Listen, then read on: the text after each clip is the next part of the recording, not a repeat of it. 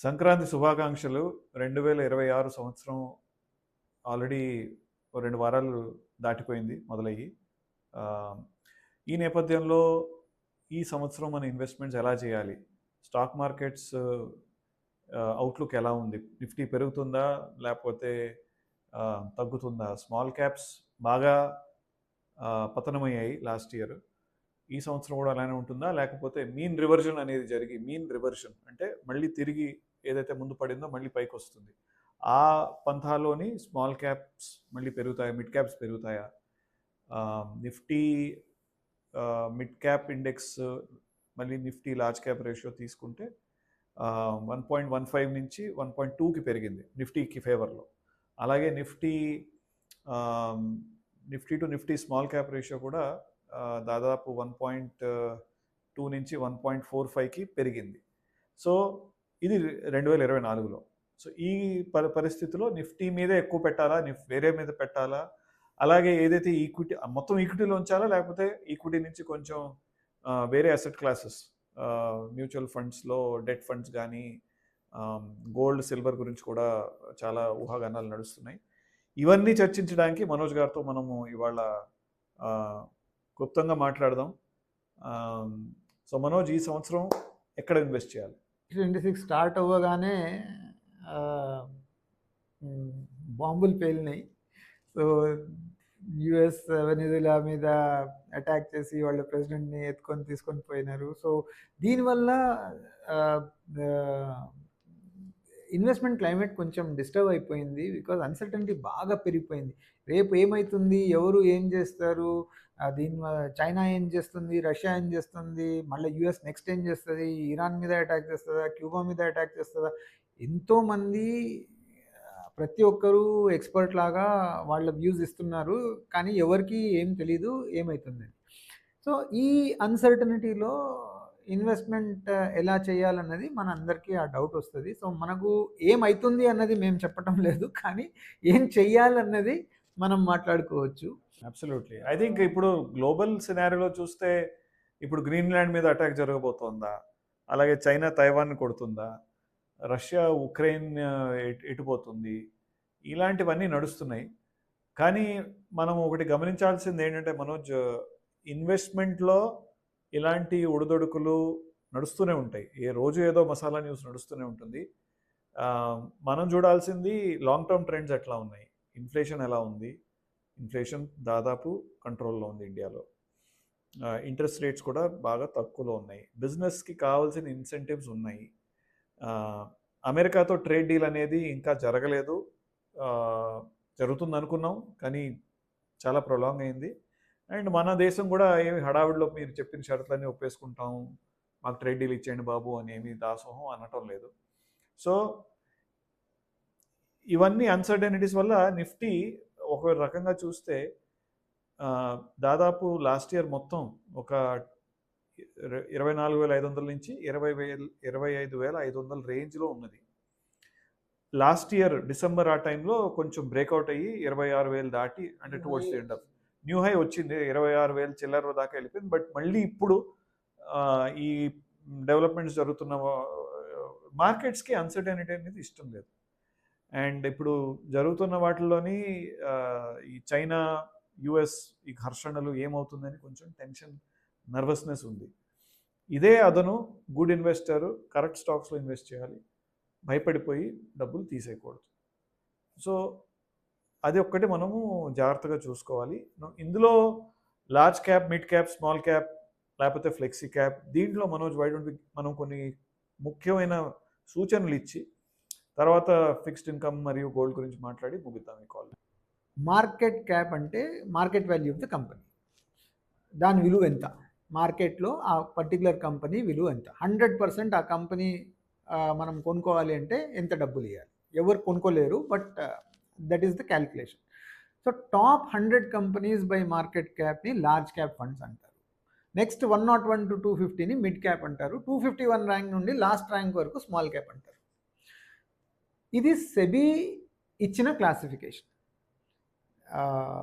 So rank 95 company, rank 105 కంపెనీలో పెద్ద తేడా ఉండదు. కానీ ఆ 95 కంపెనీ లార్జ్ క్యాప్లో వస్తుంది, 105 కంపెనీ మిడ్ క్యాప్లో వస్తుంది. సో ఇది large cap, mid cap, small cap అని ఒక 3 డిఫరెంట్ కేటగిరీస్ అని దాని మీద బాగా అంటే ఒక రిజిడ్గా డెసిషన్ తీసుకోవడం కాకుండా, పెద్ద కంపెనీ రిలేటివ్లీ చిన్న కంపెనీ అని మనము అలా చూస్తే మనకు బెటర్ అండర్స్టాండింగ్ ఉంటుంది. మీరు ఒక మ్యూచువల్ ఫండ్ ఇన్వెస్టర్ అయితే మీకు సెబీ క్లాసిఫికేషన్ ప్రకారమే వెళ్ళాల్సి వస్తుంది. So then you have large caps ఉంటాయి, లార్జ్ అండ్ మిడ్ క్యాప్స్ ఉంటుంది, స్మాల్ క్యాప్ ఉంటుంది, ఫ్లెక్సీ క్యాప్ ఉంటుంది. ఒక్కొక్క ఫండ్ది ఒక్కొక్క ఇన్వెస్ట్మెంట్ ఆబ్జెక్టివ్ ఉంటుంది. ఫ్లెక్సీ క్యాప్ అన్నది అప్పుడు ఆ ఫండ్ మేనేజర్కి చాయిస్ ఉంటుంది. ఎంత అమౌంట్ అయినా ఏ క్యాప్ కేటగిరీలో అయినా వేయచ్చు. సో నేను 100% లార్జ్ క్యాప్లో వేయచ్చు, 100% స్మాల్ క్యాప్లో వేయచ్చు, 100% మిడ్ క్యాప్లో వేయచ్చు. ఎలాంటి పర్సంటేజ్లో నేను ఇది డివైడ్ చేసుకోవాలో నేను చేసుకోవచ్చు. నేను ఫ్లెక్సీ క్యాప్ మేనేజర్ని అయితే, ఫండ్ మేనేజర్ని అయితే. లార్జ్ క్యాప్ ఉంటే కంపల్సరీ ఒక పర్సంటేజ్ నేను లార్జ్ క్యాప్లోనే ఉంచాలి. మల్టీ క్యాప్ అంటే 25% మినిమం ప్రతి క్యాప్లో ఉంచాలి. ఇలాంటి కేటగరైజేషన్స్ ఉన్నాయి. సో అన్నిట్లో డీటెయిల్గా వెళ్ళకుండా, ఫ్లెక్సీ క్యాప్ అంటే ఫండ్ మేనేజర్కి తెలుస్తుంది లిక్విడిటీ ఎక్కడుంది, డబ్బులు ఎక్కడ వస్తున్నాయి. ఎందుకంటే టిపికల్లీ ఒక క్రైసిస్ సిచ్యువేషన్లో మార్కెట్ బయట వస్తుంటే టిపికలీ ర్యాలీ లార్జ్ క్యాప్స్లో వస్తుంది. ఎందుకంటే ఇన్వెస్టర్స్ ఫీల్ మోర్ కంఫర్టబుల్, పెద్ద కంపెనీ కదా, ఇది మునిగిపోదు కదా, రేపు గాయబైపోదు, సో ఇందులో పెడదామని జనరలీ మనీ ఫస్ట్ లార్జ్ క్యాప్స్లో వస్తుంది. సో లార్జ్ క్యాప్స్ పెరుగుతాయి. దాని తర్వాత నెక్స్ట్ కొంచెం కాన్ఫిడెన్స్ వచ్చింది, అవును మార్కెట్స్ బాగానే ఉన్నాయి అన్నప్పుడు రిలేటివ్లీ చిన్న కంపెనీలు మిడ్ క్యాప్స్, స్మాల్ క్యాప్స్లో ఇన్వెస్ట్ చేస్తారు. సో ర్యాలీ స్టార్ట్ లార్జ్ క్యాప్స్లో అవుతుంది, కానీ దాని తర్వాత అది షిఫ్ట్ అయ్యి మిడ్ అండ్ స్మాల్ క్యాప్స్కి వస్తుంది.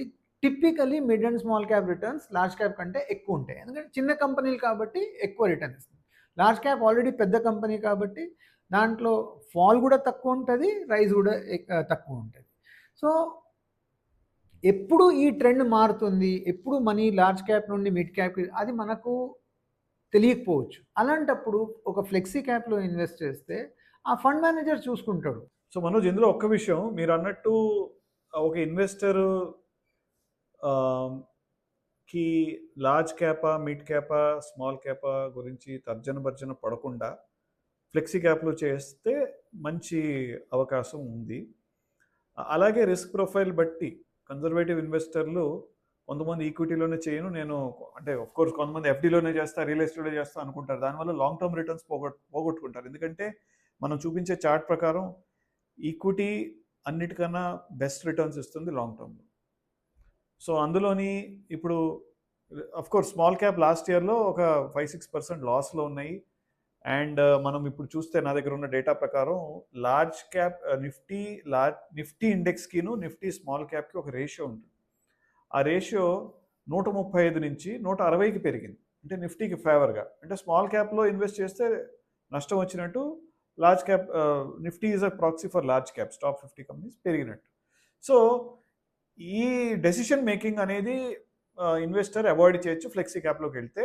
సో ఫ్లెక్సీ క్యాప్లో ఉంటే బెటర్ 2026లో అని చెప్తున్నాము. అలాగే ఒక మంచి డేటా అండ్ టెంపరమెంట్ బాగున్న ఇన్వెస్టర్ స్మాల్ క్యాప్లో కూడా ఉండొచ్చు అని కూడా మా అభిప్రాయం. బట్ అది ఆ రిస్క్ ప్రొఫైల్ తగ్గట్టుగానే ఉండాలి. ఎందుకంటే పడ్డాయి, మంచి క్వాలిటీ స్టాక్స్ని కొనుక్కుంటే తిరిగి బౌన్స్ బ్యాక్ అయ్యే అవకాశం కూడా ఉంది. సో అది చెప్పదలుచుకున్నాను. ఇప్పుడు డైరెక్ట్ స్టాక్స్లో ఇన్వెస్ట్ చేసే ఇన్వెస్టర్ తప్పనిసరిగా ఫండమెంటల్స్ చూసుకోవాలి. చిన్న కంపెనీ అయితే ఇది పర్ఫామ్ చేయదు అని అనుకోకుండా దాని ఫండమెంటల్స్ ఏముంది, నేను ఒక స్టాక్ కొంటున్నానంటే నేను ఒక బిజినెస్లో ఇన్వెస్ట్ చేస్తున్నాను. సో నాకు ఆ బిజినెస్ గురించి తెలియాలి, నాకు కాన్ఫిడెన్స్ ఉండాలి, ఆ కంపెనీ బాగా పర్ఫామ్ చేస్తుందని. స్టాక్ పర్ఫార్మెన్స్ కాదు, కంపెనీ పర్ఫార్మెన్స్ బాగుంటుంది అని నా నమ్మకం ఉండాలి. సో దీనికి మనము హై కన్విక్షన్ స్టాక్స్ అంటారు. అంటే మనకు ఆ కన్విక్షన్, మనకు ఆ నమ్మకం ఉండాలి ఈ స్టాక్స్ మంచి చేస్తుందని. దేని బేసిస్ మీద ఎవరో చెప్పారని కదా, మన అనాలిసిస్, మన స్టడీ ప్రకారం. సో అలాంటి స్టాక్స్లో మీరు ఇన్వెస్ట్ చేస్తే అది లార్జ్ క్యాప్ కానివ్వండి, మిడ్ క్యాప్ కానివ్వండి, స్మాల్ క్యాప్ కానివ్వండి, అవి డెఫినెట్గా మంచిగా పర్ఫామ్ చేస్తాయి. Because the business is good. Okay, so ఎప్పుడు కూడా అది మనము చేయలేకపోతున్నాము అంటే ఐదర్ ఒక సెబీ రిజిస్టర్డ్ ఇన్వెస్ట్మెంట్ అడ్వైజర్ తన డిస్కస్ చేసి, లేకపోతే ఫండ్ మేనేజర్లో మీరు ఫ్లెక్సీ క్యాప్లో చేసుకోవచ్చు. కానీ ఈక్విటీ ఎక్స్పోజర్ని తగ్గించకూడదు. ఎప్పుడైతే భయం చాలా ఎక్కువైపోతుంది, that is the best time to invest in equities. Okay, ఎవరైతే అందరు ఇప్పుడు అంతా కూలిపోతుంది, మార్కెట్ పడిపోతుంది అలా చెప్పి మార్కెట్ డౌన్ అయిన, అది బెస్ట్ టైం. ఎవరైతే స్టాక్ మార్కెట్లో ఎక్కువ రిటర్న్స్ సంపాదించారో వాళ్ళు ఈ టైంలో ఇన్వెస్ట్ చేసి నిలిచి ఉన్నారు. అండ్ మొత్తం ఒకేసారి పెట్టాలని లేదు, మార్కెట్ పడినప్పుడల్లా కొంచెం కొంచెం యాడ్ చేసుకుంటే కూడా చాలా చాలా లాంగ్ టర్మ్లో ఎక్సలెంట్ రిజల్ట్స్ వస్తాయి. సో అది ఒక మెయిన్ స్ట్రాటజీ మంది. మార్కెట్ ఏ నెలలో అయితే 5% పడుతుందో నేను నా ఇన్వెస్ట్మెంట్ని పెంచుతాను అనే ఒక్క ప్రిన్సిపల్ ఫాలో అయితే 10 ఏళ్లలో మనిషి ఫినాన్షియల్ ఇండిపెండెన్స్ సాధించే చాలా మెరుగైన అవకాశం ఉంది. సో అది మెయిన్ థింగ్ ఇక్కడ మనకి ఈక్విటీకి వచ్చేసారు కదా, రైట్ మనోజ్? యా. సో ఇప్పుడు ఐ థింక్ ఈక్విటీస్ గురించి చాలానే మాట్లాడేసుకున్నాము.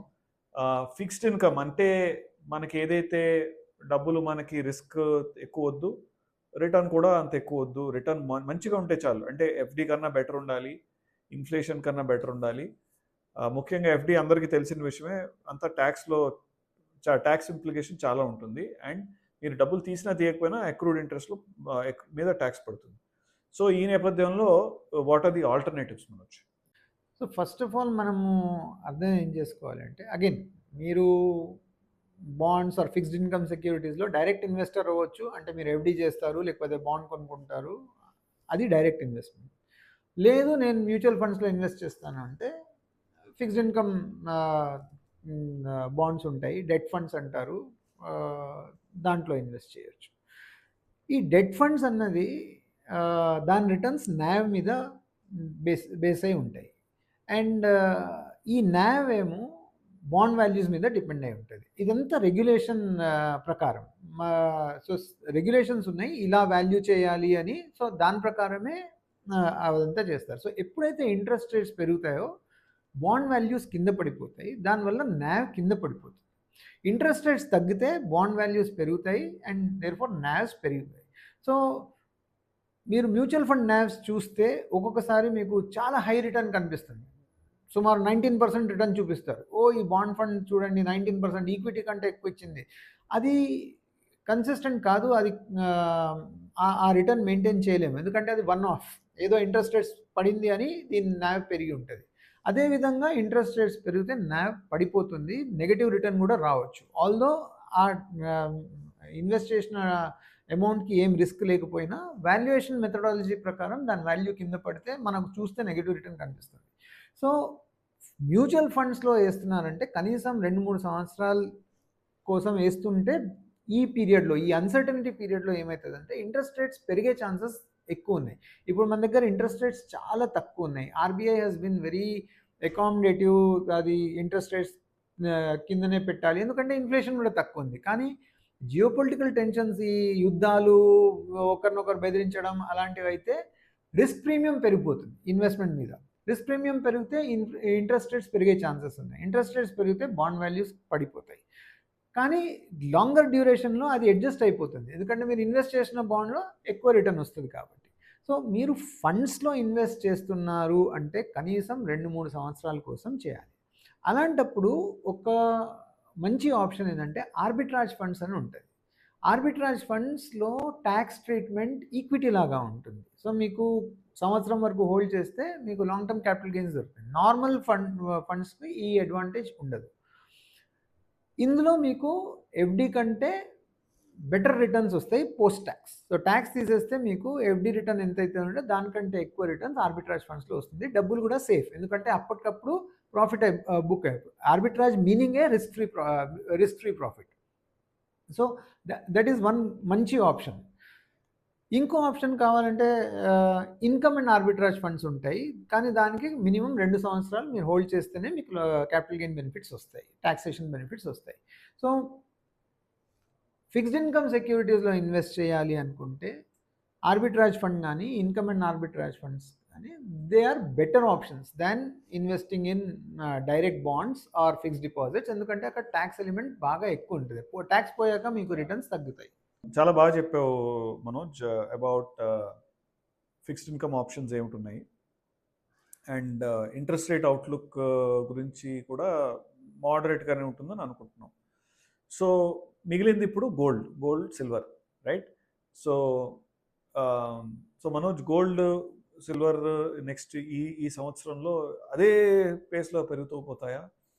ఆకాశాన్ని రెండో ఆకాశాన్ని వెతుక్కుంటాయా, లేకపోతే కొంచెం మోడరేట్ గ్రోత్ అవుతాయా?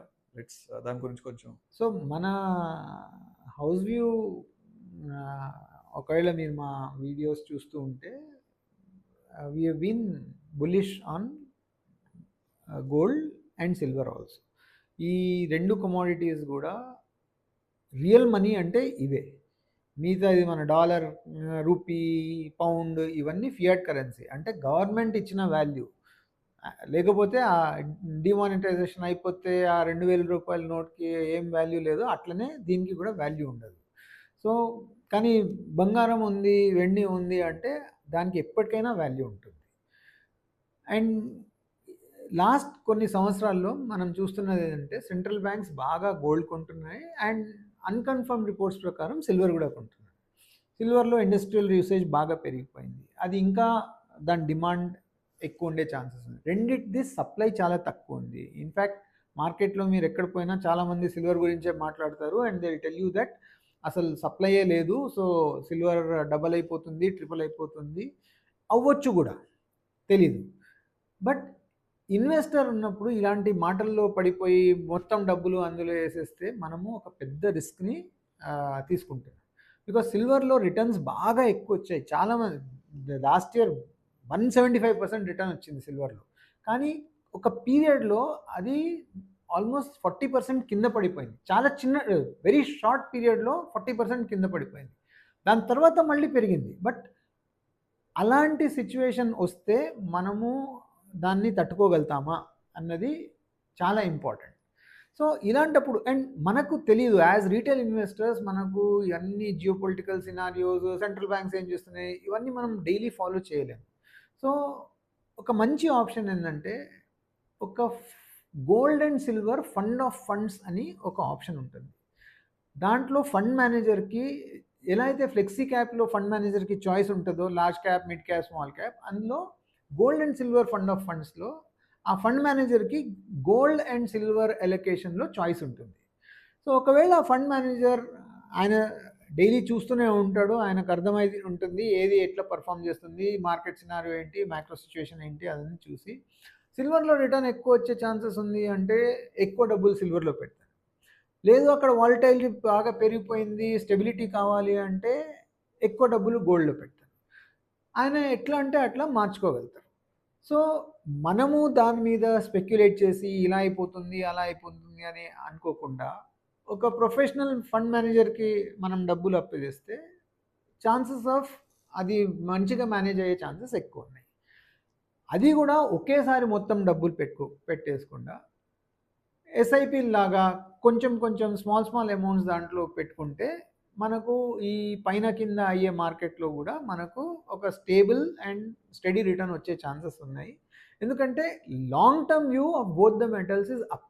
కానీ వాలటైలిటీ ఇప్పుడు ఈ ఇన్వెస్ట్మెంట్ వరల్డ్లో the only certainty is uncertainty. Uncertainty is the only certainty, change is the only constant. ఇలాంటి టర్మినాలజీ మనం మార్కెట్స్కి ప్రత్యేకించి ఉపయోగించవచ్చు. సో ఇంకో లాస్ట్ థింగ్ మనం మాట్లాడాల్సింది రియల్ ఎస్టేట్ గురించి. రియల్ ఎస్టేట్ ఇప్పుడు హైదరాబాద్లో చూస్తే real estate prices largely time కరెక్షన్లో నడుస్తున్నట్టున్నాయి. అండ్ లాంగ్ టర్మ్ ఇన్వెస్టర్స్కి మా వ్యూ ఏంటంటే, మీకు అపార్ట్మెంట్ రేట్స్ తీసుకున్నా, మీరు గత 10 ఏళ్ళు, 15 ఏళ్ళు, 20 ఏళ్ళు తీసుకున్న రిటర్న్స్ లాంగ్ టర్మ్లో సింగిల్ డిజిట్స్లోనే ఉన్నాయి. So equity definitely out perform చేస్తుంది. ఈక్విటీ అలానే గోల్డ్ని కూడా లాంగ్ టర్మ్లో, మీరు వెరీ లాంగ్ టర్మ్ హొరైజన్ చూస్తే అవుట్ పర్ఫామ్ చేసాయి ఇన్స్పైట్ ఆఫ్ రీసెంట్ బాగా పెరిగిపోవడం వల్ల. సో బ్యాలెన్స్డ్ అలొకేషన్ ఉంచుకోవడం better. Equity, fixed income, gold, silver and real ఎస్టేట్లో ఐడియలీ వన్ హౌస్ కన్నా మించి investing not recommended. Financial assets అయితే మీకు లిక్విడిటీ ఉంటుంది అండ్ రిస్క్ తక్కువ, లాంగ్ ఎవరు కబ్జా చేయలేరు. ఆఫ్ కోర్స్ మీరు హై క్వాలిటీ ఫండ్స్లో, హై క్వాలిటీ స్టాక్స్లో ఇన్వెస్ట్ చేసుకోవచ్చు. మీకు ఒకవేళ కెపాసిటీ ఉంటే ఒక SEBI registered portfolio management service పిఎంఎస్లో కూడా ఇన్వెస్ట్ చేసుకోవచ్చు. అండ్ సో దట్ ఇలాంటి స్ట్రాటజీస్ అన్నీ మీకోసం ప్రత్యేకించి డెడికేటెడ్గా fund manager can manage it. So దీంతో మనోజ్ వీ కెన్ ఈ ఎపిసోడ్ని ముగిద్దాం. Yeah, so long story short చెప్పదలిసింది ఏంటంటే, ఇన్వెస్ట్మెంట్ ఎప్పుడు చేస్తూ ఉండండి. భయపడి ఇన్వెస్ట్మెంట్స్ తీసేయడం లేకపోతే అమ్మేయడం అలా చేయొద్దు. ఇది మార్కెట్స్ పైన కింద అవుతూనే ఉంటుంది. ఈక్విటీలో ఎక్స్పోజర్ జీరో చేయొద్దు, ఉంచండి. మంచిగా కొంచెం స్టడీ చేసి మంచి కంపెనీలో ఇన్వెస్ట్ చేయండి. ఇన్ఫ్యాక్ట్ ఎప్పుడైతే మార్కెట్స్ పడిపోతాయో అప్పుడు ఈక్విటీలో ఇన్వెస్ట్మెంట్ చేస్తే మీకు లాంగ్ టర్మ్లో ఇంకా ఎక్కువ రిటర్న్స్ వస్తాయి, మంచి రిటర్న్స్ వస్తాయి. బ్యాలెన్స్డ్ మీ అసెట్ క్లాస్, మీ రిస్క్ ప్రొఫైల్ని బట్టి మీ పోర్ట్ఫోలియోని కన్స్ట్రక్ట్ చేయండి. అండ్ వాలటైలిటీ అయితే ఉంటుంది, పైన కింద అయితే అవుతుంది. ఏ అసెట్ క్లాస్ అయినా మీకు ఆ ఇష్యూ వస్తుంది. కొంచెం ధైర్యంగా ఉండండి. అప్పులు తీసుకొని ఇన్వెస్ట్మెంట్లు చేయొద్దు. మీ డబ్బులు పెట్టి నిదానంగా ఉండండి. ఓవర్ లాంగ్ టర్మ్ మీకు మంచి రిటర్న్స్ వస్తాయి. ఇవన్నీ ఇవాళ మాట్లాడుతున్నవి, ఇవాళ చాలా హాట్ ఉన్న టాపిక్లు 2 సంవత్సరాల తర్వాత ఎవరికి గుర్తుండవు. అది ఒక హిస్టారికల్ కేసు అవుతుంది. మీ రిటర్న్స్ మాత్రం మీకు వస్తూ ఉంటాయి if you remain invested in good assets and good asset classes.